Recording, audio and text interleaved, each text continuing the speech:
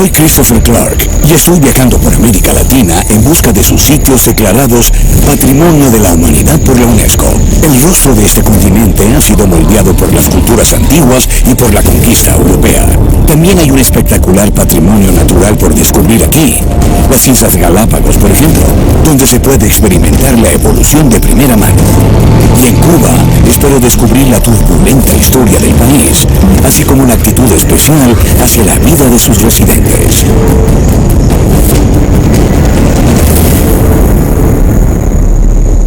En América Latina, el pasado está envuelto en misterio. Ciudades antiguas construidas y habitadas por pueblos desconocidos y abandonados hace siglos por razones que todavía desconocemos. Debajo de cada templo y cada iglesia hay algo más antiguo.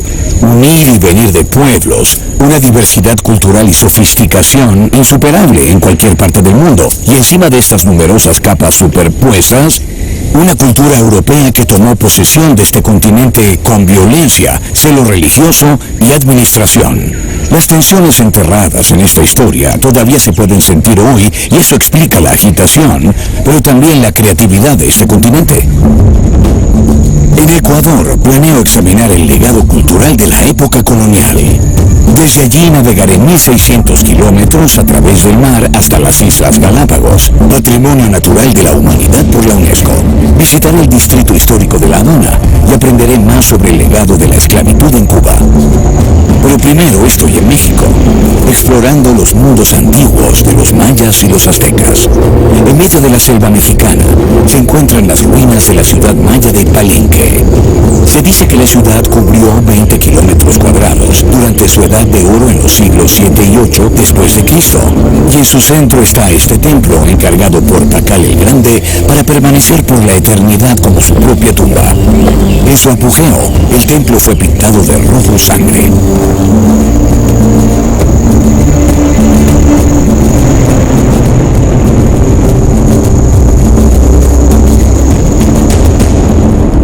En el interior, un pasadizo sinuoso conduce a la cámara funeraria del rey Pacal, quien ascendió al trono cuando tenía 12 años y todavía gobernaba su poderoso imperio a la gran edad de 80 años. El difunto rey yacía resplandeciente en su tumba, vistiendo costosas joyas y una máscara de jade. Su lugar de descanso fue descubierto hace solo unas décadas. En todo ese tiempo, sorprendentemente, nunca había sido perturbado por profanadores de tumbas. Solo a la élite entre los mayas se les permitió usar joyas de jade. Esta valiosa piedra también era un símbolo de poder. Los esqueletos de otras 5 personas fueron encontrados cerca de la tumba. Tal vez fueron sacrificados para poder acompañar a Pacal en su viaje a la otra vida. De acuerdo a sus creencias, los mayas construyeron un camino para permitir que su difunto rey llegara al inframundo. El túnel viaja profundamente en la tierra y se llenó de agua. La idea era que el alma de su gobernante sería barrida junto con la corriente hasta las raíces del árbol de la vida. El Antiguo Testamento cristiano o la Biblia mosaica también describe un árbol de la vida junto al árbol del conocimiento en el jardín del Edén, el cual simboliza la inmortalidad. Y es extraordinario que cuando se trata de asuntos de creencias religiosas, incluso culturas diferentes se tocan entre sí de maneras inesperadas. Los arqueólogos descubrieron un manantial y un sistema de canales debajo de la tumba, por el cual el espíritu del rey maya había encontrado fácilmente su camino hacia el inframundo.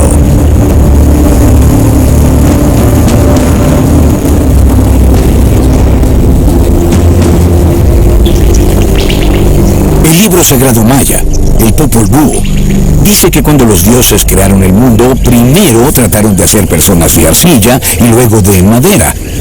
Ambos fracasaron.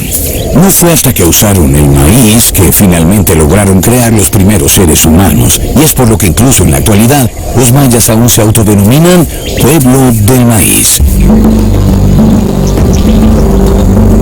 Los mayas se asentaron en México y América Central hace unos 4.000 años. Pero la era clásica de la civilización maya duró desde aproximadamente 400 hasta 900 después de Cristo. La esfera de influencia de los aztecas en el centro de México, pero eso llegó más tarde, entre los siglos XIV y XVI. Algunos descendientes de los antiguos mayas viven cerca de Palenque, conocidos como los lacandones. Kim García García nos relata un poco sobre este sitio, sus habitantes y sus creencias. ¿Ustedes aún consideran a Palenque como el centro del universo? Sí, es un lugar santo para nosotros. Creemos en los dioses de nuestros antepasados y nuestra religión es única, no está arraigada en otro lugar. Sus raíces están aquí, a pesar de que nuestros antepasados a veces tuvieron que abandonar sus ciudades cuando los recursos escaseaban. Fuera de eso, eran muy avanzados, eran matemáticos, físicos, astrónomos. Nosotros, los lacandones, seguimos guiados por las estrellas, ya que ellas nos muestran el camino en la selva. También heredamos las semillas de plantas que todavía cultivamos hoy en día, porque las semillas son el fruto de la vida, el cual recibimos de nuestro Dios Jajakion, al igual que la protección eterna que disfrutamos. Eso no se consigue en Tenosique, o en Ocosingo, o en Yucatán, solo lo tenemos aquí en Chiapas. El legado de los antepasados sigue siendo muy visible en la actualidad. Aquí en Palenque, los mayas trazaron cuidadosamente los caminos de los cuerpos celestes, calcularon sus tiempos de siembra y cosecha. Hoy en día los edificios necesitan una restauración constante, porque parte de la estructura siempre está al borde del colapso. La naturaleza está intentando recuperar el terreno perdido y el clima húmedo de la selva tropical corroe las estructuras. Arqueólogos mexicanos junto con la UNESCO trabajan juntos, luchando para preservar estos edificios. Es una tarea verdaderamente interminable, pero no se trata solo de los ladrillos y el mortero. Intentan salvar una cultura que aún no se ha explorado por completo. Estos lugares son ricos en sutiles indicios de cómo vivían los mayas cuando su cultura estaba en plena floración. Y los arqueólogos están descubriendo cómo los arquitectos mayas construyeron y decoraron en el siglo VII.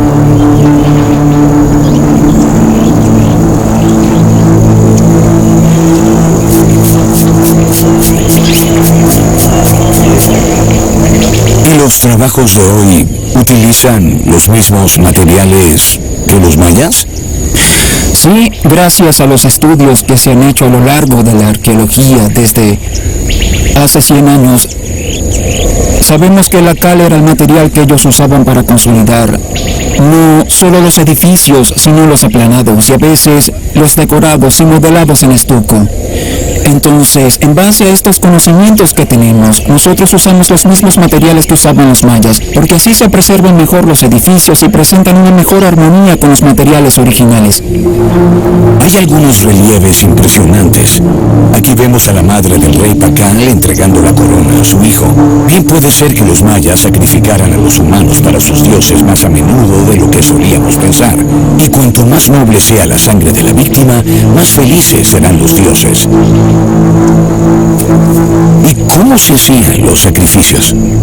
Tenemos evidencia de modelados en estuco y en pinturas en muchas vasijas del área maya, inclusive en tableros de piedra, donde se representan a los personajes tomados del cabello. Esa es una forma de hacer un sacrificio, y con un hacha cortándoles la cabeza, es una forma de hacer un sacrificio. Otra es la extracción del corazón. Colocaban en una piedra con forma de tubo. Ellos se colocaban así y se les clavaba un puñal, se abría en el esternón y se sacaba el corazón. Incluso hay piedras conmemorativas con los nombres de los prisioneros reales. Esos son los nombres de las familias más conocidas de esa época. Pero ¿qué sucedió con los soldados ordinarios que no tenían sangre real?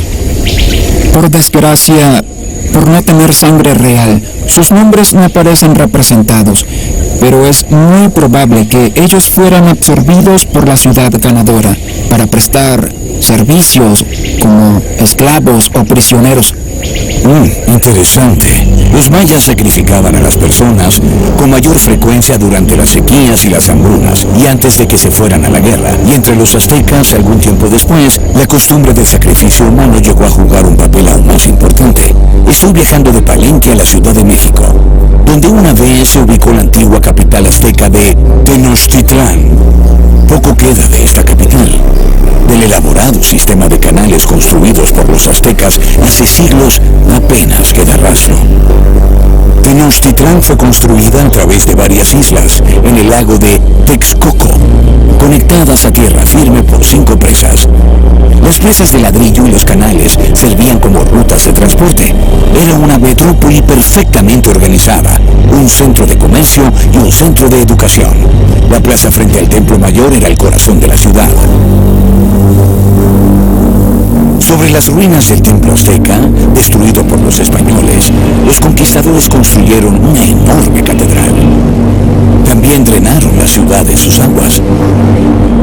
Los gobernantes originales de la ciudad realizaban sacrificios humanos a sus dioses a gran escala en este mismo lugar. Cientos de personas eran asesinadas en el nivel superior del Templo Mayor.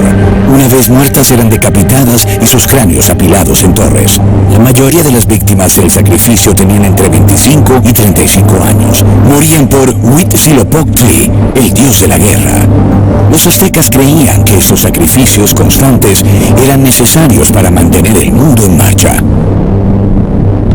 Los sangrientos rituales de los aztecas implicaban extraer los corazones de sus víctimas, y no solo a sus oponentes en el campo de batalla, sino también a mujeres y niños. Pero los aztecas no eran un pueblo impío de carniceros y caníbales como los describieron los conquistadores españoles. No estaban motivados por la crueldad. Ante sus ojos, sus víctimas eran ofrendas a sus dioses.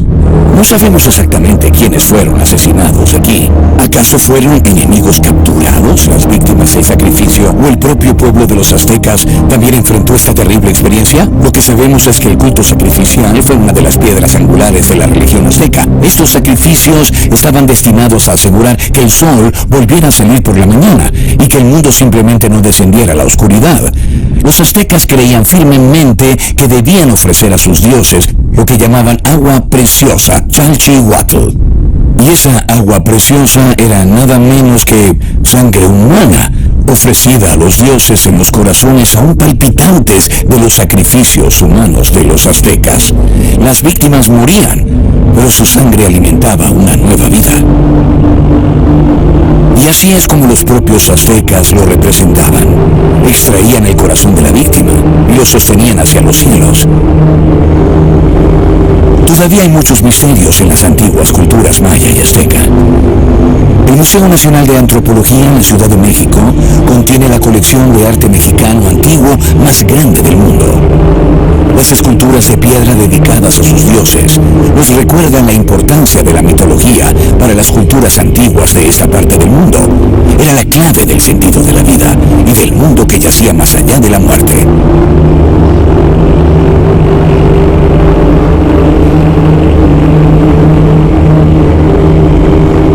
Pero la exhibición más impresionante de todas es la piedra solar gigante.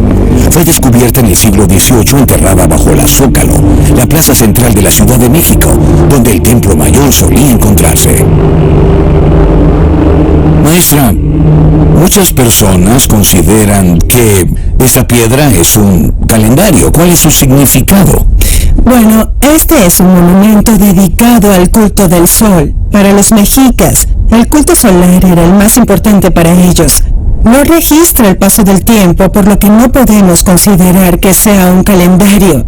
Sin embargo, lo que los mexicas plasmaron en esta piedra es las ideas que ellos tenían del tiempo, del paso del tiempo. En el centro se representan las 4 eras o soles anteriores al quinto sol.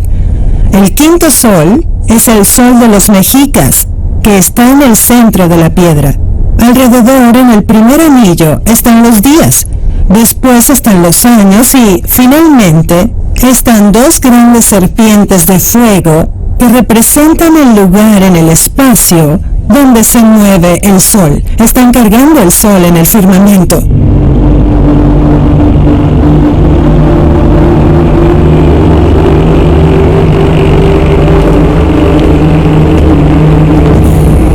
Teotihuacán, a casi 50 kilómetros de Ciudad de México, fue una de las ciudades antiguas más grandes de América.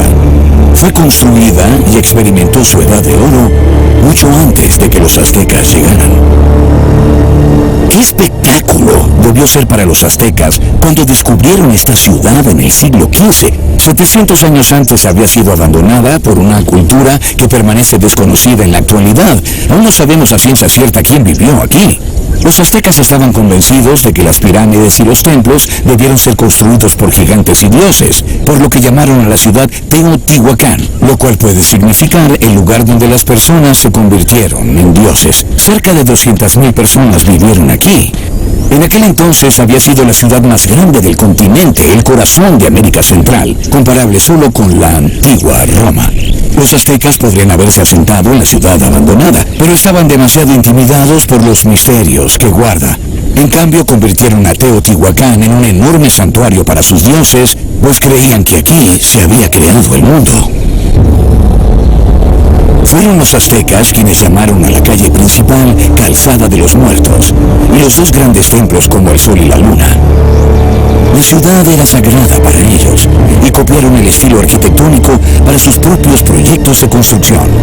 El imperio azteca fue la última de las grandes culturas mesoamericanas, altamente desarrollada social, intelectual y artísticamente.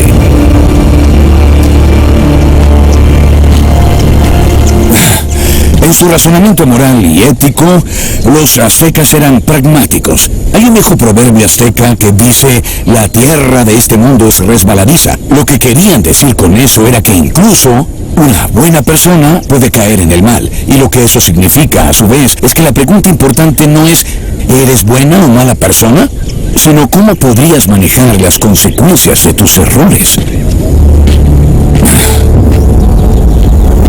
A primeras horas de la mañana se puede sentir la magia de este mundo perdido.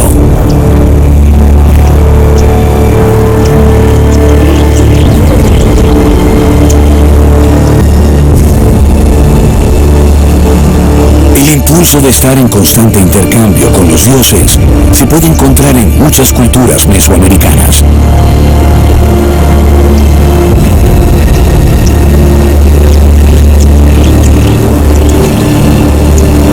Entre los pueblos centroamericanos, el rey era el vínculo del mundo con lo divino.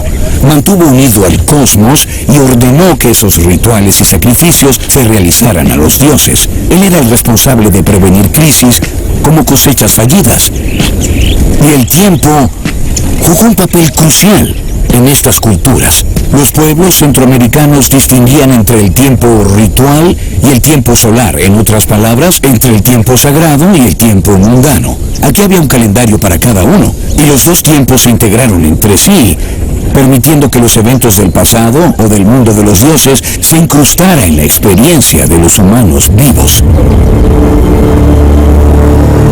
Teotihuacán ha sido declarado Patrimonio de la Humanidad por la UNESCO desde 1987. Aún no se ha excavado por completo, solo una fracción de la ciudad es visible. Todo fue planeado con perfecta simetría, como un tablero de ajedrez. El corazón del complejo es el templo de Quetzalcóatl, el dios representado como una serpiente emplumada, que se encuentra en muchas religiones mesoamericanas.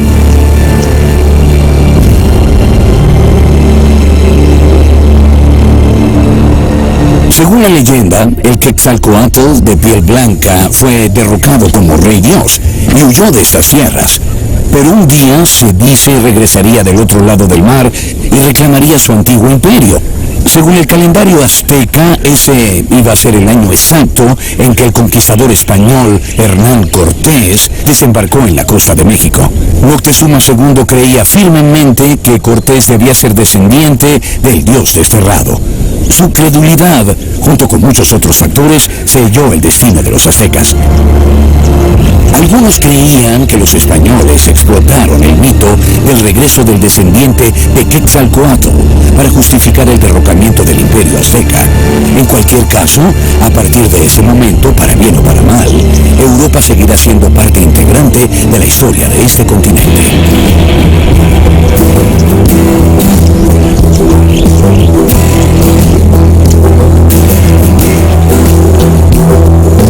No hay manera más clara de ver que en esta pequeña ciudad de Cholula, con qué confianza y arrogancia los españoles tomaron el control de este país. Esta solía ser la ubicación de la pirámide más grande de toda América Central, tal vez en todo el mundo. fue dedicada al dios Quetzalcóatl y fue construida por naciones centroamericanas cuya identidad aún no se conoce.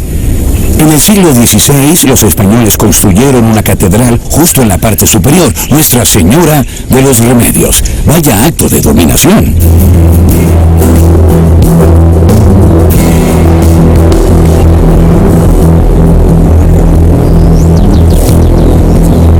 Junto a innumerables iglesias, los españoles también construyeron dos nuevas ciudades alrededor de la antigua pirámide en el siglo XVI, imponiendo la arquitectura que habían traído consigo de Europa a las naciones locales.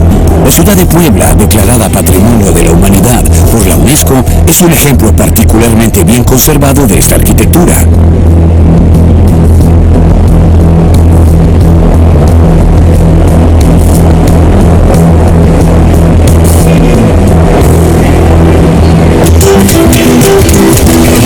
Pero los gobernantes coloniales nunca lograron destruir la herencia culinaria de los nativos mexicanos. En cambio, hubo una inmediata fusión de cocinas. Los españoles trajeron su ganado. Los cerdos y las vacas eran particularmente populares entre los pueblos indígenas, que en consecuencia actualizaban sus recetas. Las mujeres locales a cargo de la cocina se convirtieron en las facilitadoras del intercambio cultural. Fue un encuentro de culturas a través de paladares y estómagos, y la tradición culinaria que crearon aún sobrevive en la actualidad. Según un dicho mexicano, una cena sin chile es como el amor sin besos. Eso nos dice algo sobre el amor de este país por la buena comida, y por supuesto la gente aquí está orgullosa del hecho de que la cocina tradicional mexicana ha sido reconocida por la UNESCO como Patrimonio Mundial Inmaterial. Durante siglos, los monasterios de este país fueron los centros de la cultura gastronómica de México. Es aquí donde las recetas de las mujeres indígenas que cocinaban para monjes y obispos se conservaron como reliquias de valor incalculable, y cada monasterio tenía su propia versión. Por ejemplo, de la famosa salsa mole, una especialidad aquí en Puebla. No faltan las ocasiones festivas en México. En las bodas tradicionales, el banquete posterior a la ceremonia juega un papel importante. Y en Puebla, ninguna comida de boda está completa sin mole poblano. Primero se preparan las tortillas habituales. Son parte de todos los platos principales de México. La tortilla, hecha de maíz azul en este caso, es uno de los alimentos más antiguos. Incluso los aztecas disfrutaban de este popular pan plano.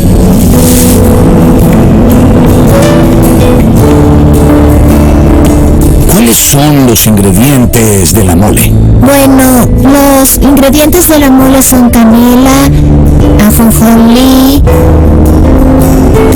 cacahuate, plátano macho y almendra, pasas y chile mulato.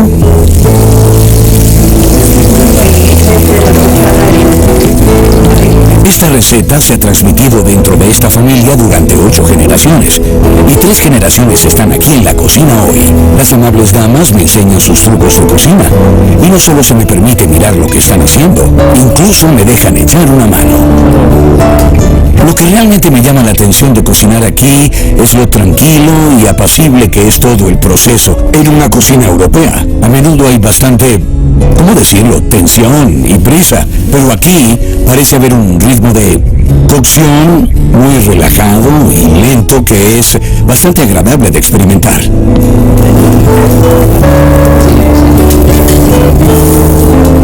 Aquí es donde la antigua cocina azteca se fusiona con elementos de Europa, de España en particular.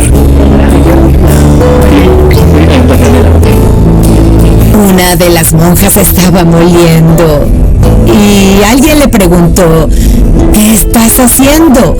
Ella dijo: estoy moliendo. Entonces, moliendo ya nada más es mole, moliendo por la molida que estaba haciendo.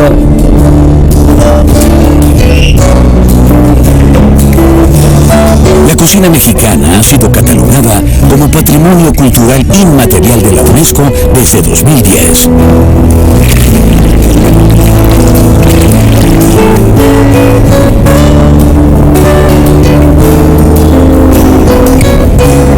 Dáselo, por favor.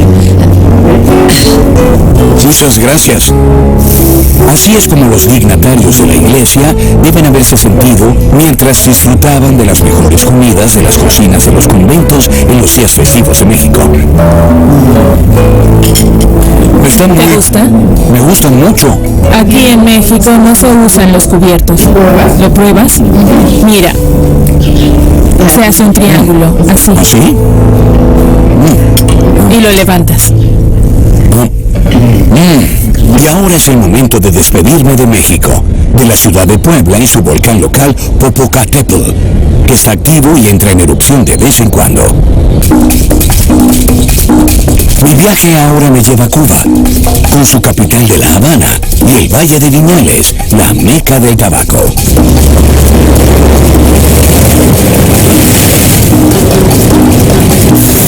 En octubre de 1492, cuando Cristóbal Colón desembarcó en Cuba, pensó que había descubierto China. Llamó a esa isla la más bella jamás vista por los ojos humanos e inmediatamente la reclamó para España. Esta ciudad ha experimentado mucho en sus más de 500 años de historia. Quiero echar un vistazo más de cerca, así que me aboqué de lleno a disfrutar de un recorrido por las calles históricas en un automóvil antiguo.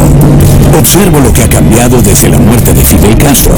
Y por un lado me da la impresión de que los habaneros sueñan con un nuevo comienzo, y por el otro, de que les irá bien si no se materializa.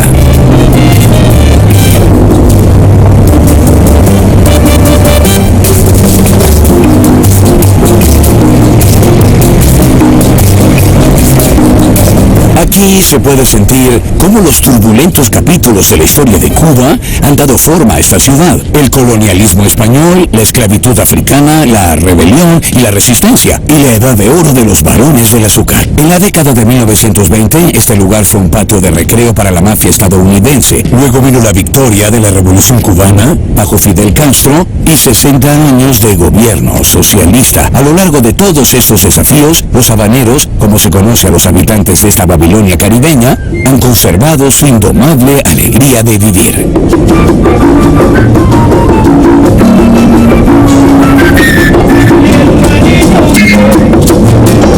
Cuba siempre ha sido un lugar de síntesis, donde influencias dispares, como la africana, caribeña, española, americana y francesa, se unieron en un proceso que continuamente produjo nuevas formas de expresión. El antropólogo cubano Fernando Ortiz llamó a este proceso transculturación. En La Habana Vieja, declarada Patrimonio de la Humanidad por la UNESCO, este proceso es visible a nuestro alrededor. El casco antiguo ha sido reformado hasta ahora solo en parte, ya que no hay suficiente dinero. La revolución y su singular música siguen siendo los elementos dominantes de la vida callejera en La Habana. Estoy visitando un grupo de rumba considerado entre los mejores del país. La rumba ha sido reconocida como patrimonio cultural inmaterial.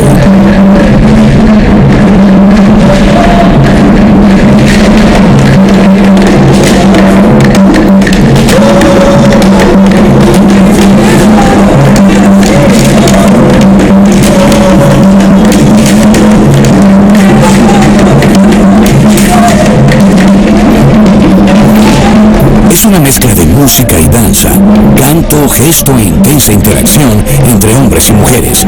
La rumba cuenta la historia de la isla.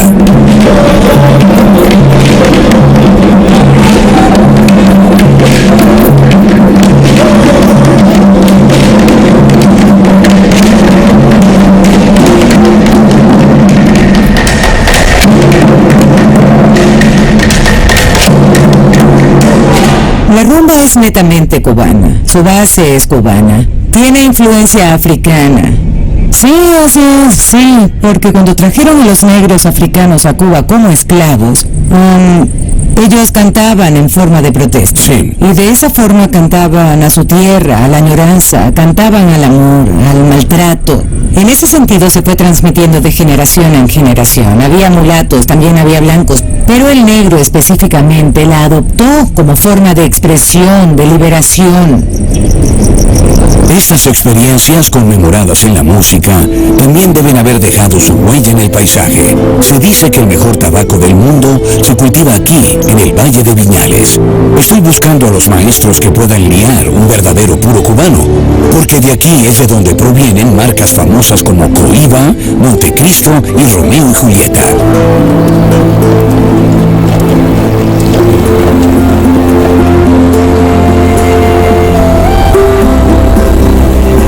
El puro 100% producido en Cuba se conoce como habano. Para armar un habano se necesitan 3 partes. Esta parte, que son hojas pequeñas, son la tripa, Sí, para la combustión. Muy bien, sí. El capote, Sí. que es lo que envuelve la combustión, y la capa. Las hojas de tabaco se sí. fermentan naturalmente.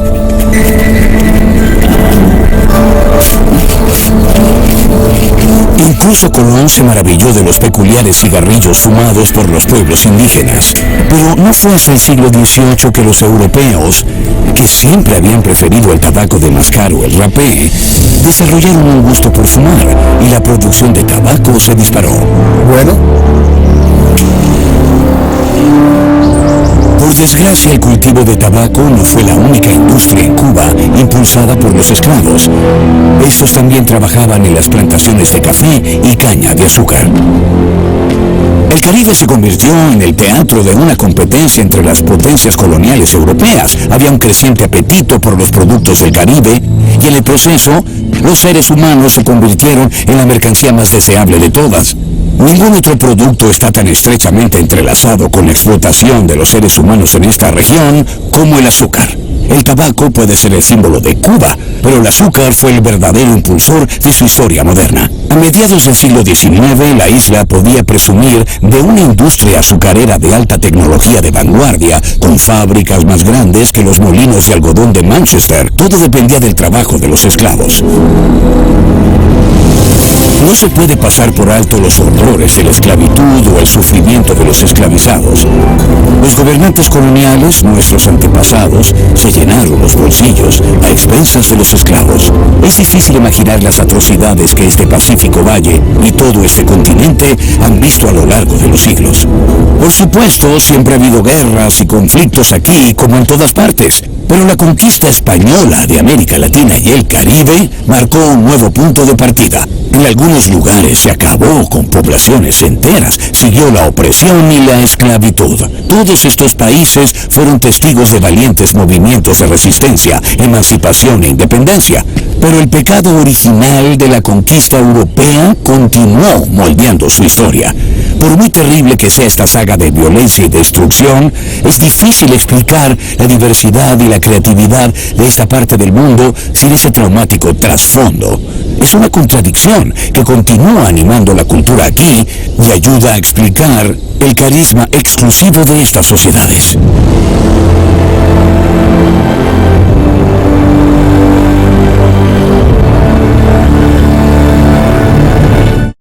Mi viaje ahora me lleva a los Andes, a Quito, la capital de Ecuador.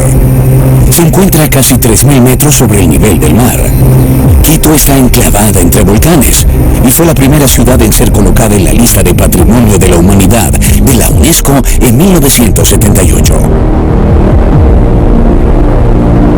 Los altos picos nevados, los volcanes activos y los terremotos, la vegetación y las costumbres de la gente hacen de esta región una de las más interesantes del mundo. Así describió el país de Ecuador el naturalista alemán Alexander von Humboldt en 1802. Catalogó 6.200 especies de plantas aquí y este fue su punto de partida para alcanzar la cima del pico más alto conocido en ese momento, Chimborazo, justo allá abajo. Y podemos ver que ha registrado sus hallazgos de esta región esquemáticamente en este mapa. Incluso después de más de 200 años, Humboldt es venerado sin medida en América Latina.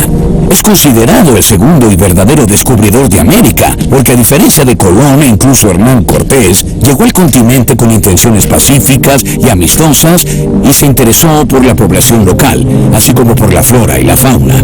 Es una de las muchas razones por las que Humboldt cuenta entre mis alemanes favoritos.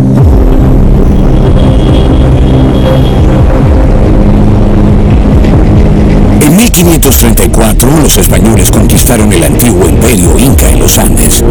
Los templos incas se vieron obligados a dar paso a la arquitectura colonial. Hoy en día, Quito posee uno de los centros históricos más extensos y mejor conservados de Hispanoamérica.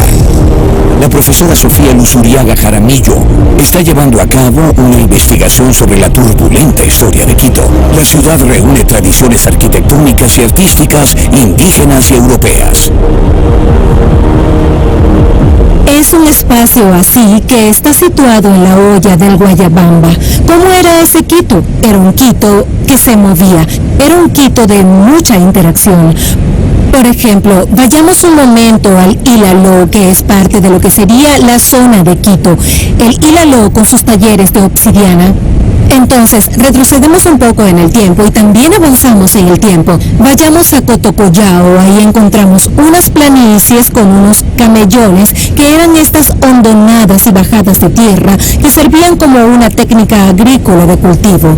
O vamos a Rumipamba, al norte de la ciudad, en donde había un fuerte asentamiento humano que tuvo que huir por las constantes erupciones del volcán. Entonces, tenemos un espacio con distintos momentos y con distintas dinámicas, pero quiero insistir en que era un espacio dinámico, de intercambio, de flujos de saberes, de productos y de conocimientos, que además, y esto es bastante importante, era un espacio en el que había que adaptarse no solo a los 2.800 metros de altura, sino a todas las gradientes de los distintos pisos ecológicos. Porque justamente las sociedades antes del siglo XVI en estos espacios andinos funcionaban a través de la microverticalidad de los archipiélagos y del moverse entre los distintos pisos. El estilo barroco colonial que surgió aquí combinó influencias italianas, flamencas, moriscos y locales. Para evidenciar este estilo, no necesitamos buscar más allá de la iglesia de la Compañía de Jesús. La modesta fachada de roca volcánica gris desmiente un opulento interior dorado. Se dice que requirió casi 7 toneladas de pan de oro.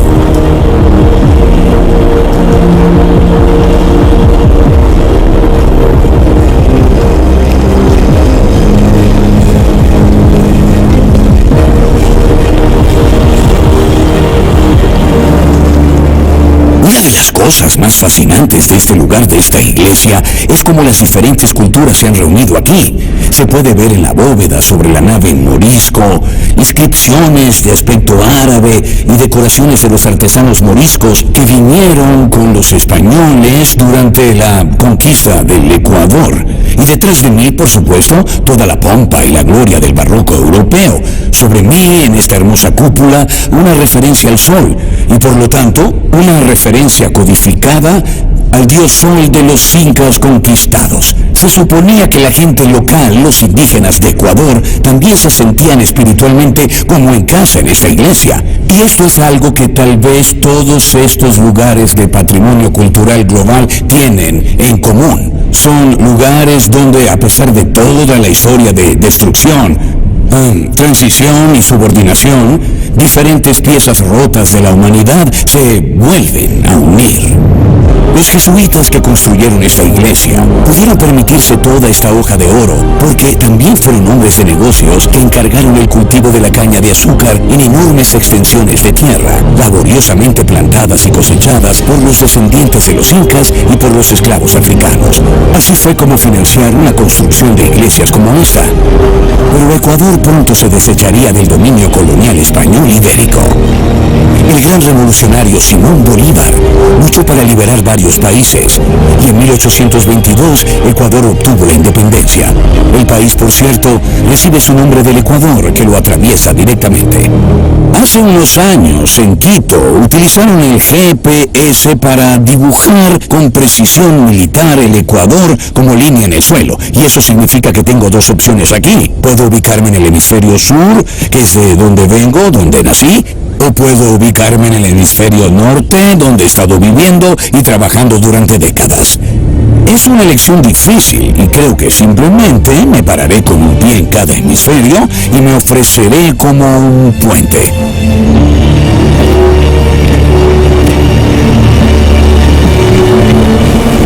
Justo debajo del Ecuador se encuentran las Islas Galápagos, uno de los últimos rincones del paraíso en este planeta.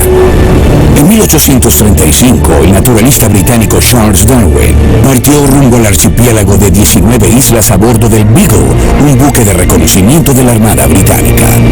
Darwin tenía 24 años en ese momento. Había abandonado sus estudios de medicina y se había concentrado por completo en el estudio del mundo natural. Estaba fascinado por la flora y la fauna de las Galápagos y pronto se dio cuenta de que diferentes especies de iguanas marinas, tortugas, zorzales y pinzones vivían en las diferentes islas. A partir de estas y otras observaciones, desarrolló gradualmente la teoría de que las plantas y los animales se habían adaptado con el tiempo a sus respectivos entornos.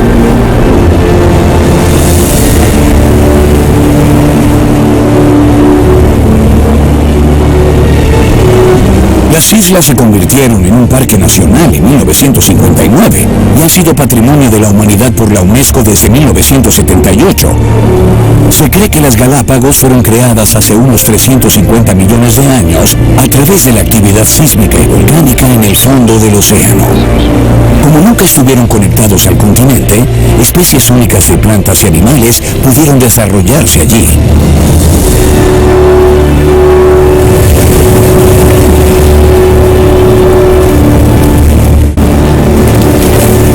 Aquí en las Islas Galápagos podemos echar un vistazo de cerca al proceso de evolución tal como ocurrió en todas partes del planeta. ¿Por qué aquí exactamente? Bueno, curiosamente, estas islas están completamente aisladas entre sí. Cada una está sola y el continente está a unos 1000 kilómetros. Esto permitió que las especies en las islas se desarrollaran de forma independiente y sin ser perturbadas por influencias externas. Y el medio ambiente es un desafío para los organismos que viven aquí. El agua dulce es escasa, la radiación ultravioleta es intensa y hay sequías extremas. Las plantas y los animales que eran arrastrados por el viento o por madera a la deriva hasta las islas tuvieron que adaptarse y cambiar radicalmente para sobrevivir. Si no lo hacían, la extinción se avecinaba. El resultado fue que la misma especie se desarrolló en diferentes direcciones en las diferentes islas. Y esta observación fue parte importante para la teoría de la evolución de Charles Darwin, que le llegó más tarde después de su viaje a las islas en el Beagle. Era imposible hacer un trabajo adecuado allí. Darwin sufría terriblemente de mareo. A diferencia del resto del mundo, las Islas Galápagos están dominadas por reptiles, no por mamíferos. Las tortugas gigantes que dan nombre al archipiélago deben estar por aquí en algún lugar. Galápagos significa silla de montar en español antiguo, y los caparazones de estos gigantes primordiales realmente se parecen a las sillas de montar. Darwin dijo que cabalgaba sobre las espaldas de las tortugas, pero era difícil mantener el equilibrio. Los reptiles pueden sobrevivir durante mucho tiempo sin beber agua, pero aún se desconoce cómo sus antepasados llegaron a las islas desde el lejano continente hace mucho tiempo. ¡Qué criatura tan fantástica y primigenia! Esta, al parecer, nació durante la Primera Guerra Mundial. Al menos esa es la estimación. Es algo extraordinario y, por supuesto, uno se pregunta si no podría vivir un poco más de 120 años. Parece una existencia algo abstracta, comiendo hierba durante 130 años, pero aún así es magnífica de todos modos.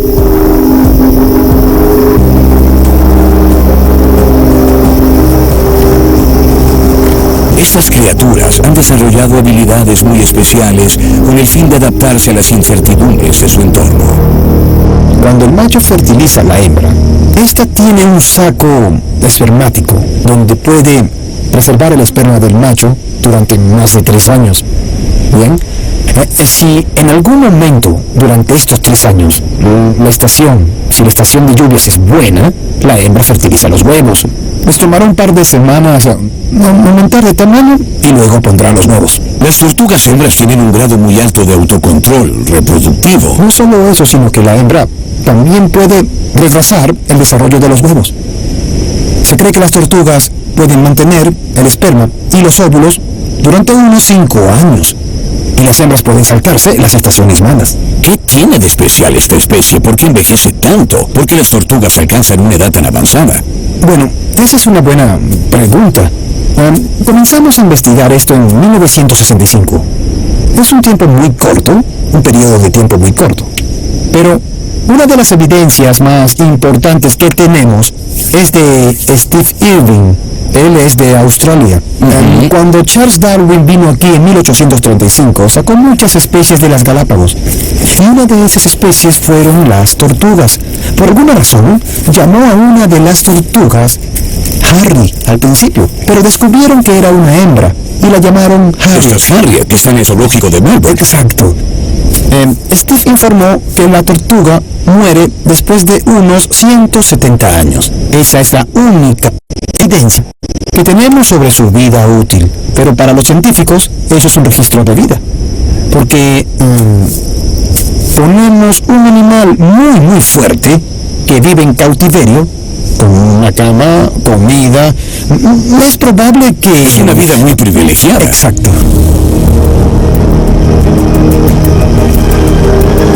Las islas más grandes con vegetación más exuberante y mucha hierba son el hogar de especies con caparazones abovedados. Sus parientes en las islas más pequeñas y rocosas, por otro lado, desarrollaron caparazones muy diferentes y necesitaban poder estirar el cuello mucho más alto para llegar a las fuentes de alimento. Darwin se dio cuenta de esto, y muchas de las distintas especies de pinzones en las islas también le dieron mucho que pensar. No fue hasta después de su viaje a las Islas Galápagos que Darwin comenzó a trabajar sus observaciones de las especies de pinzones de las Galápagos en algún tipo de estructura teórica, y hoy en día algunas de estas aves todavía llevan su nombre. Los pinzones, argumentó, habían evolucionado independientemente unos de otros en las diferentes islas, y cada tipo de pinzón tenía un pico muy diferente. Algunos de sus picos eran cortos y gruesos para ayudarlos a romper las nueces. Otros tenían picos más largos y delgados que eran ideales para atrapar insectos. Los pinzones, en otras palabras, habían evolucionado en especies distintas, adaptándose a la comida disponible en las islas donde vivían. Cambiar de generación en generación era la única forma en que podían sobrevivir. Darwin más tarde llamaría esto selección natural. Su teoría sobre el origen de las especies fue nada menos que revolucionaria. Demolió viejas certezas y puso de cabeza los entendimientos contemporáneos sobre la historia natural. Y el primer lugar en el que Darwin capturó este pensamiento sobre la historia de las especies es en sus cuadernos que hizo cuando regresó de las Islas Galápagos. Y aquí podemos ver cómo ha dibujado un diagrama en el que las especies divergían como ramas. Darwin llamó a este diagrama el árbol de la vida. Las diferentes especies de plantas de escalesia son un paralelo botánico a los pinzones de Darwin, que también varían de una isla a otra. En Santa Cruz forman espesos bosques, en las otras islas no lo hacen.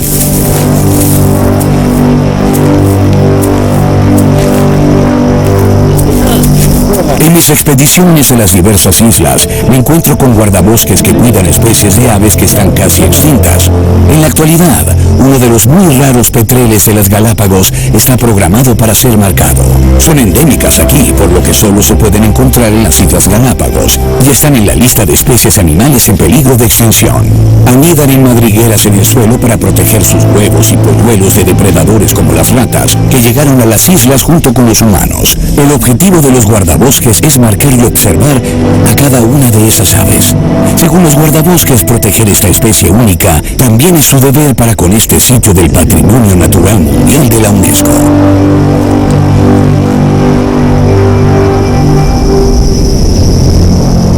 Lo liberamos y vuelve a su madriguera.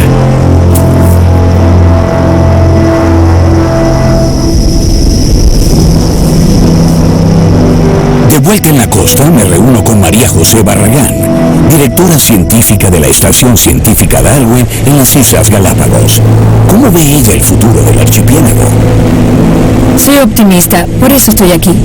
Simplemente porque creo en las nuevas generaciones. Y realmente creo que Galápagos es un lugar muy especial, que la población local, como cualquier otra en el continente, es más consciente y sensata de lo especial que es este lugar y cómo el compromiso de esta comunidad local, especialmente los miembros jóvenes de la comunidad, podría ser y podría convertirse en el desafío, pero también los agentes activos en el cambio. Yo confío en el futuro de Galápagos, pero invito a todas las personas que viven aquí conmigo y todos los miembros de esta comunidad a tomar una posición reflexiva y un enfoque sobre el significado y la implicación de vivir aquí en Galápagos. Por el momento la gente aquí vive en simbiosis con los animales y el mundo natural. Y sin embargo, la pregunta sigue siendo si los peligros del turismo para estas islas han sido plenamente reconocidos. El turismo necesita ser restringido drásticamente si se quiere preservar este lugar. El archipiélago está luchando contra los crecientes niveles de contaminación y el cambio climático no ha sido de gran ayuda. Pero sobre todo, las numerosas especies de plantas y animales en peligro de extinción deben protegerse de los seres humanos y sus acciones. Este lugar realmente nos hace recapacitar sobre lo que está en juego. Un ecosistema frágil que ha funcionado sin problemas durante cientos de miles de años está en peligro. Las condiciones climáticas extremas ocurren cada vez con más frecuencia, los niveles del mar están aumentando y los desechos plásticos de Asia y América del Sur se están acumulando en las playas, lo que representa una amenaza para la vida local. El inminente colapso de nuestra biosfera planetaria es el principal problema y desafío de nuestro tiempo. Solo lo dominaremos si definitivamente dejamos de considerarnos europeos, chinos, estadounidenses o lo que sea, y comenzamos a considerarnos habitantes de un espacio compartido. Los humanos, después de todo, también son una especie que tendrá que evolucionar si espera sobrevivir.